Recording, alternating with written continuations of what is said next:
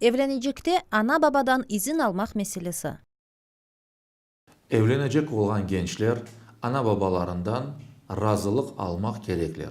Hususan birinci keresi evlenecek olan bakire yaş bir kız ana babasından nikah için izin almalıdır. Bu saygı hürmetinin ve orf adetinin bir gereğidir.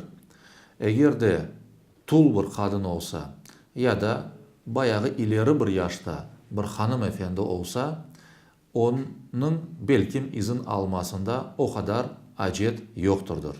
Ama yaş kız izin almayıp evlenecek olsa bu daha sonra birçok